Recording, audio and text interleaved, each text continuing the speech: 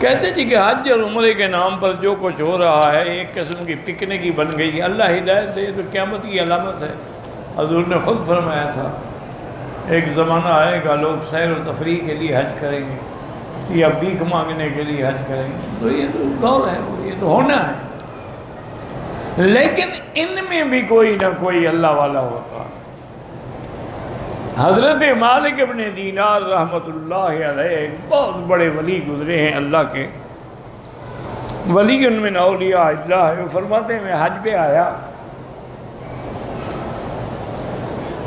تو مینا کی مسجد خیف میں میں سویا ہوا تھا۔ پہلے جتنے بزرگ تھے نا ہمارے وہ پیدل حج کرتے تھے، میرے والد صاحب رحمۃ اللہ علیہ ساری زندگی پیدل حج کیا۔ آخری حج جو ہے وہ میں نے ان کو گاڑی پہ کروایا، کیونکہ اب بالکل وہ معذور ہو گئے تھے چلنے سے، اور نظر بھی جواب دے گئی تھی، بہت قریب سے نظر آتا تھا، دور سے نظر نہیں آتا تھا، تو اس لیے میں نے مجبور، اور چل نہیں سکتے تھے، مجبور بھی تھے، تو میں ان کو پھر گاڑی پہ لے گیا اور ساتھ ویل چیئر بھی رکھ لی تاکہ جہاں ضرورت ہو گاڑی نہ جا سکے۔ لیکن ان لوگوں کے حج جو ہے نا جی بس اللہ قبول فرمائے، اور ان کی محنتوں کی وجہ سے شاید اللہ ہمارے بھی قبول فرمائے۔ جب ہم حج کر کے آئے، ہمارے صاحب بھی تھے، والدہ بھی تھی، اور جب ہم یعنی مینا عرفات مزدلفہ عرفات کر کے مینا آ گیا، کنکریاں مارنے کے لیے رمی جمرات کے لیے جانا تھا، تو میں نے والد صاحب سے عرض کیا، میں نے کہا حضرت مجھے آپ وکیل بنا دیں تاکہ میں اپنی کنکریاں بھی مار آؤں اور ان باقی کو بھی لے جاؤں اور آپ کی کنکریاں بھی میں مار لوں۔ وہ غصے میں آ گئے، کہے کیوں؟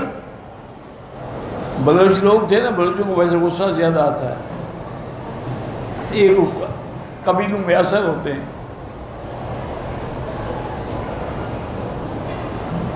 ایک آدمی نے کہا نا کہ بلوچ جو ہے نا بے سے بہادر ہوتا ہے، تو کہا نہیں بہادر تو ہو نہ ہو، بد ضرور ہوتا ہے۔ لام سے انہوں نے کہا جی لام سے لڑاکا ہوتا ہے،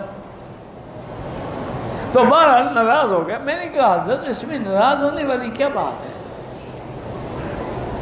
یہ تو قرآن پاک ہے کہ لیس علی المریض حرج ولا علی الاعرج حرج، کہ مریض پر بھی اور نابینا پر بھی اور لنگڑے پر بھی کوئی عذر نہیں ہے شریعت میں، اس کو اجازت ہے، رخصت ہے۔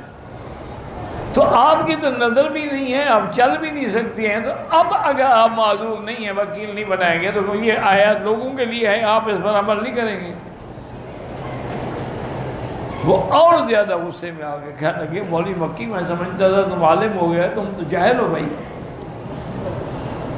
میں نے کہا جی میں نہیں کی حالت میں تو خیر شک ہی نہیں ہے، میں جاہل ہوں، لیکن انہوں نے کہا اللہ کے بندے بات سمجھو، یہ آدمی اگر نابینا ہے، لنگڑا ہے، اندھا ہے، عذر ہے، جب میری گاڑی کھینچنے والا، ویل چیئر پکڑنے والا میرا بیٹا موجود ہے تو میرا عذر تو باطل ہو گیا، عذر کہاں رہا کہ میں وکیل بناؤں؟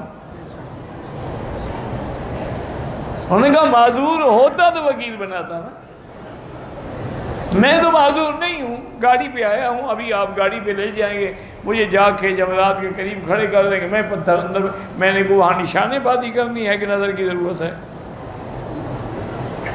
انہوں نے کہا اللہ کے بندے جب میرا عذر باطل ہو گیا تو پھر میں وکیل کیسے بناؤں؟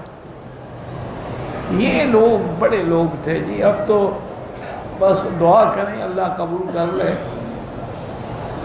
ورنہ وہ دور چلا گیا، بس وہ ہم نے دیکھا تھا، وہ دور چلا گیا۔ تو حضرت مالک بن دینار فرماتے ہیں کہ میں سویا ہوا تھا کہ میں نے خواب میں دیکھا کہ دو فرشتے کھڑے ہیں آپس میں بات کر رہے ہیں کہ بھی اس سال کتنے حاجی تھے؟ ایک نے کہا 6 لاکھ، دوسرے نے پھر سوال کیا بھئی 6 لاکھ تو آدمی آئے نا، ان میں حاجی کتنے تھے؟ انہوں نے کہا حاجی صرف 6 تھے۔ تو فرماتے ہیں میری جو ڈر کے مارے نیند بھول گئی، سارا دن میں روتا رہا، ذکر کرتا رہا، سارا دن میں تسبیحات پڑھتا رہا کہ یا اللہ پتہ ہے میں ان 6 میں ہوں کہ نہیں ہوں۔ کہ 6 لاکھ میں جب حاجی ہی صرف 6 ہیں، کہتے ہیں کہ مینا کی دوسری رات پھر میں سویا ہوا تھا مسجد خیب میں، پھر میں نے دیکھا کہ وہی دونوں فرشتے کھڑے ہیں، تو پوچھے ہاں بھی کیا ہوا؟ اور انہوں نے کہا اللہ نے ان 6 کے حج کی برکت سے 6 لاکھ کا قبول کر دیا، اب کوئی خالی نہیں جا رہا۔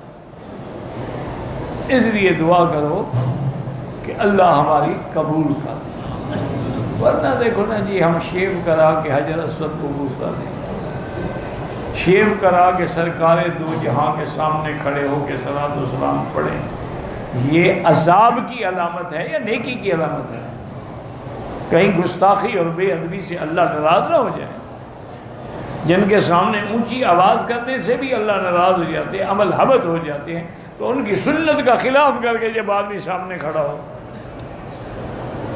بس دعا کرو اللہ ہمارے حال پہ رحم کرو، اللہ مسلمانوں پہ رحم فرما۔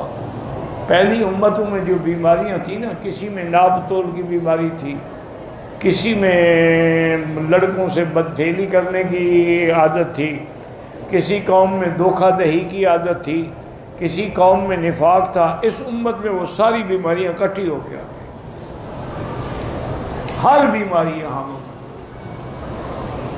بس رحمت کی امید لگا کے بیٹھے ہیں، ورنہ عمل سے کوئی چیز سامنے نہیں آتی۔